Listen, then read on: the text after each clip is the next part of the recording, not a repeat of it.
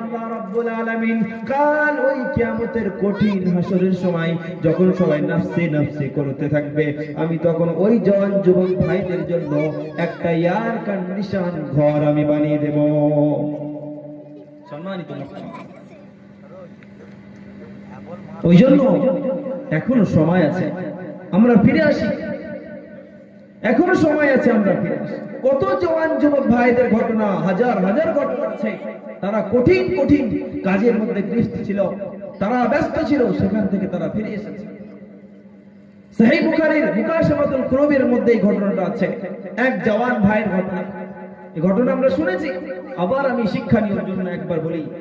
সম্মানিত মুহতারাম হাজিরিন, আগে আমরা জানতাম গোলামবাদী বিক্রি হতো, গোলামবাদী বিক্রি হতো না, এখন কিন্তু এই গোলামবাদী পাওয়া যায় না।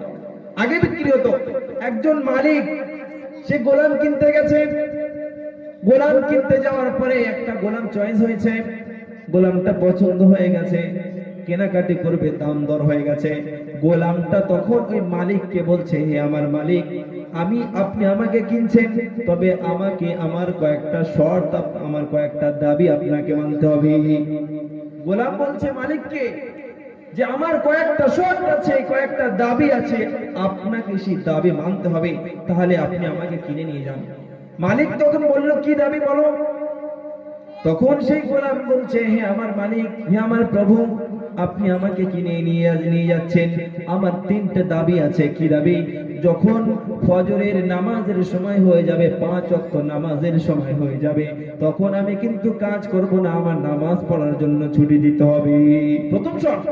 জওয়ান গোলাম সে একজন তত্ত্বাবধানে কাজ করে, সে শর্ত লাগাচ্ছে, যখন 5 ওয়াক্ত নামাজের সময় হয়ে যাবে, তখন আমাকে নামাজ পড়ার জন্য ছুটি দিতে হবে। দ্বিতীয় শর্ত হলো, আমি শুধু কেবলমাত্র দিনে খেদমত করব, আপনার সেবা যত্ন করব, আপনার গোলামি করব, কিন্তু রাতের অন্ধকারে আমি কোনো কাজ করব না। তৃতীয় শর্ত হলো যে আমাকে এমন একটা ঘর দিতে হবে যে ঘরে আমি ছাড়া অন্য কেউ প্রবেশ করবে না। গোলাম তিনটা শর্ত দিয়েছে, মালিক অ্যাকসেপ্ট করেছে, করার পরে বাড়ি নিয়ে গেছে। বাড়ি নিয়ে যাওয়ার পরে মালিক ওই গোলামকে বলছে, দেখো এখানে অগণিত ঘর আছে, তুমি এই ঘরের মধ্যে একটা ঘর নির্বাচন করে নাও, বেছে নাও।